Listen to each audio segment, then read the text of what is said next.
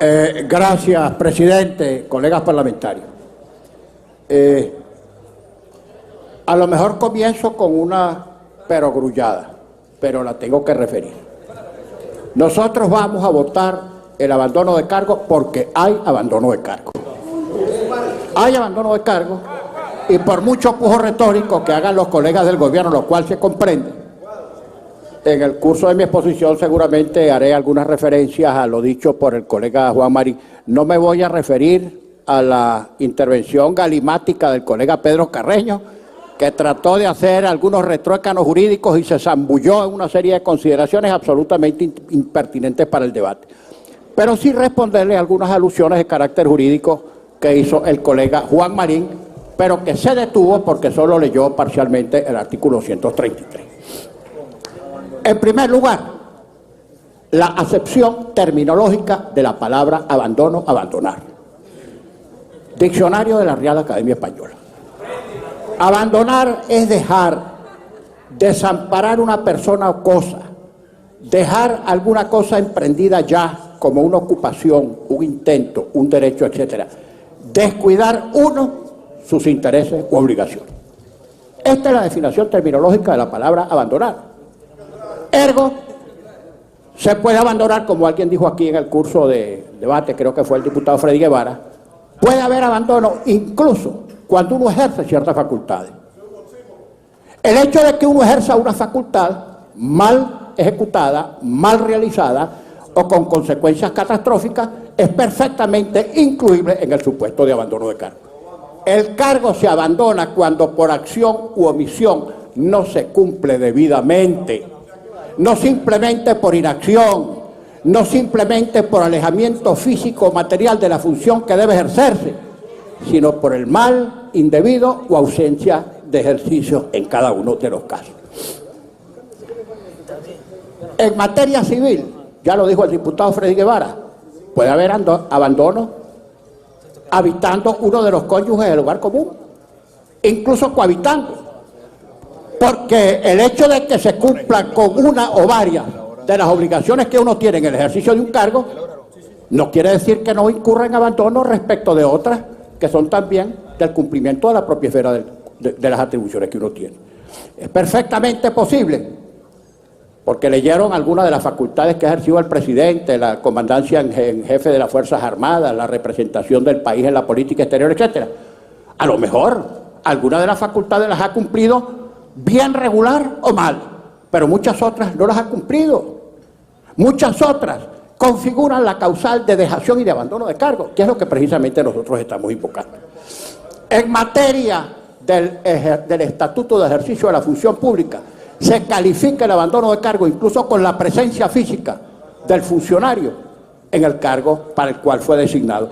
Y por supuesto está el artículo 233 de la Constitución, que yo voy a leer, colega Marín, completo, porque usted de repente se le trancó el serrucho cuando le correspondió leer lo que tenía que leer, que es el abandono de cargo. Y entonces, colega Marín, escúcheme, que yo lo atendí a usted con mucho cuidado.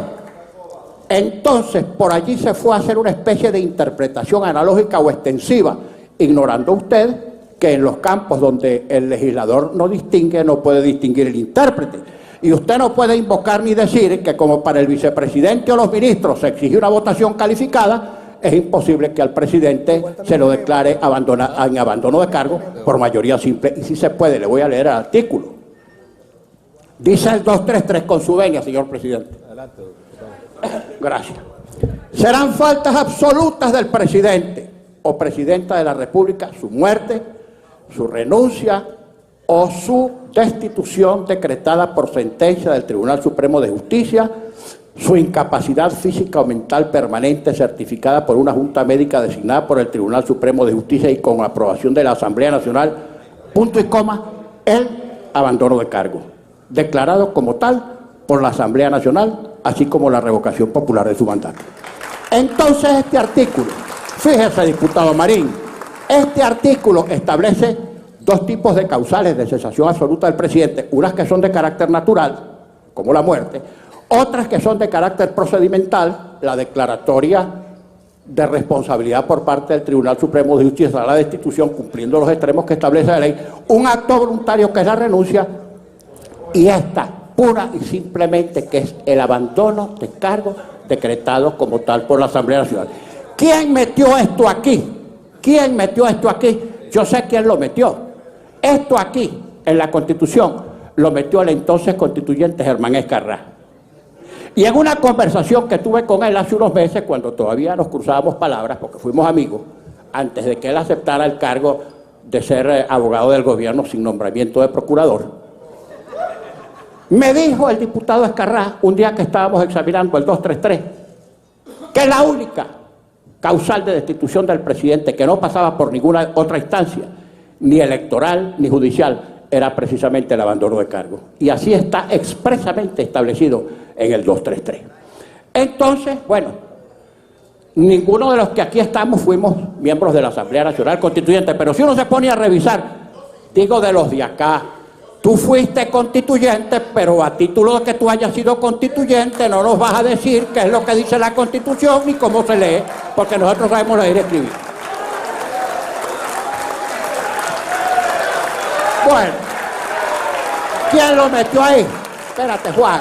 Si tú, mira, mi estimado Juan, si tú quieres pide la palabra y te defiende.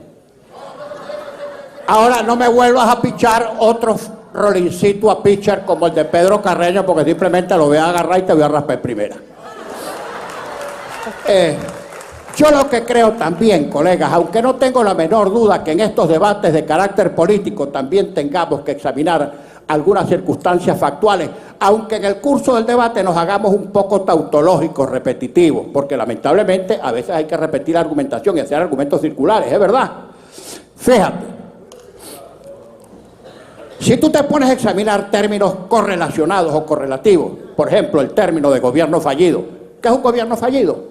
El que no cumple plenamente con las obligaciones o con sus deberes de satisfacer a la población en todas sus necesidades. Ese es un gobierno fallido.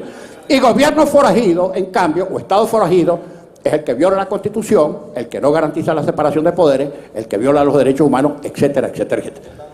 Tu gobierno, mi estimado colega Marín, está en curso en ambos supuestos. Por una parte es gobierno fallido y por otra parte es gobierno forajido. Y en el caso de en cualquiera de los dos supuestos es perfectamente invocable por parte de cualquier crítico, por parte de cualquier opositor o aún de un ciudadano común, el abandono del cargo, porque es una forma de componer, de resolver, de solucionar una crisis gravísima por las cuales estamos atravesando los venezolanos y que nadie la puede negar. Estamos inmersos. Es la cotidianidad, mi estimado colega Marín, la que pide que declaremos el abandono de cargo. Y algunas cosas que tenemos que decir, colega presidente y colegas diputados, porque hay que hablarle a la Cámara y excámara. Yo he escuchado por ahí, lo tengo que decir, y en eso ustedes han repetido en parte el argumento porque les conviene, que cuáles son las consecuencias de que nosotros declaremos hoy el abandono de cargo. Pues nada, tienes razón, no te angusties, no grites, porque algunos de ustedes gritan cuando no entienden y gritan también cuando entienden, pero siempre gritan. Por Dios, entonces no grites, espérate un ratito. Fíjate, ¿cuáles son las consecuencias? Estamos claros, nosotros no somos oligofrénicos, nosotros sabemos muy bien que hoy aquí declaramos el abandono de cargo y que las 4 comadres nos van a convocar elecciones y que seguramente ya el tribunal tendrá lista su decisión para decir que estamos en desacato, que violamos la ley, etc. Perfecto, sabemos lo que va a pasar. Pero aunque sepamos lo que va a pasar, no nos podemos abstener de cumplir con nuestros deberes constitucionales. Violen la Constitución ustedes, no nosotros por abandono, porque nosotros no vamos a incurrir en abandono. A riesgo de lo que sea, cumplimos con nuestro deber. Declaran inconstitucional este procedimiento absolutamente autónomo, incontrolable, porque este no está sometido a control. Aunque fuera arbitrario, no está sometido a control. O simplemente digan que no hay proceso, sabemos que eso es lo que va a pasar. Pero entonces hay que hablarle claramente, no solamente a la Cámara, sino afuera, porque hay gente que dice, ¿cómo se come eso? Bueno, eso no se come. Eso no se come. Nosotros vamos hoy a adoptar esta decisión política y además que se corresponde en los hechos, en la cotidianidad, que es absolutamente procedente y sabemos que no va a haber elecciones. Nosotros no estamos diciendo vamos a hacerla antes del 10, porque si la hacemos antes del 10, hay elecciones. Y se va a Maduro dentro de 30 días. Y si la hacemos después del 10, queda el califa de Aragua de presidente, que como que es peor el remedio que la enfermedad, ¿no? Nosotros sabemos que no va a pasar ninguna de las dos cosas. Antes o después del 10 él se va a quedar ahí. Pero no sigan tentando a la opinión pública, no sigan tentando, no le sigan metiendo presión a esta caldera, porque si eso estalla, se los va a llevar por delante.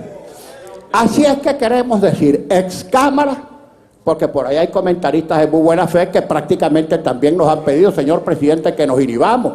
Yo he leído en los últimos días algunos articulistas y opinadores de la oposición repitiendo exactamente los mismos argumentos del gobierno. Dios los cría y ellos se juntan. Perfecto, están en libertad de hacerlo, porque nosotros somos respetuosos hasta del derecho a equivocarse que tienen algunos opinadores. Opinen y se equivocan, pero hay que decirle claramente a la gente que nosotros no estamos haciendo aquí las cosas de inocentes, ignorando que no va a pasar nada, o a sabiendas de que no va a haber elecciones. Lo estamos haciendo a conciencia.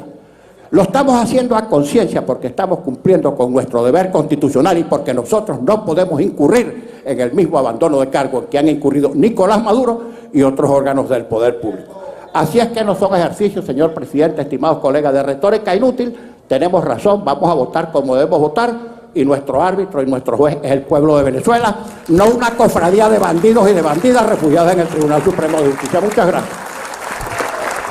Muchas gracias, diputado Henry Ramos Alup.